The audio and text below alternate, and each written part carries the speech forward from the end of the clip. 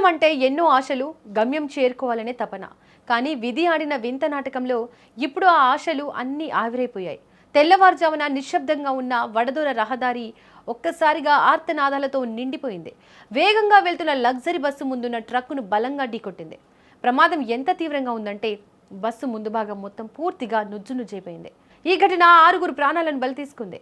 గుజరాత్లోని వడోదర జరోద్ హైవేపై కోటంబి గ్రామం దగ్గర ఈ విషాదం చోటు చేసుకుంది.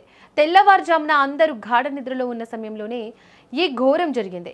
బస్సు డ్రైవర్ నిద్రమత్తులో ఉండడం లేదా ఓవర్టేక్ చేసే సమయంలో వేగాన్ని అదుపు చేయలేకపోవడం ఈ ప్రమాదానికి ప్రధాన కారణంగా కనిపిస్తోంది. భారీ శబ్దంతో బస్సు ట్రక్కును తాకడంతో ప్రయాణికులు ఒక్కసారిగా అప్రమత్తమయ్యారు. క్షణాల వ్యవధిలోనే బస్సులోని ముందు సీట్లలో ఉన్న వారికి తీవ్ర గాయాలయ్యాయి.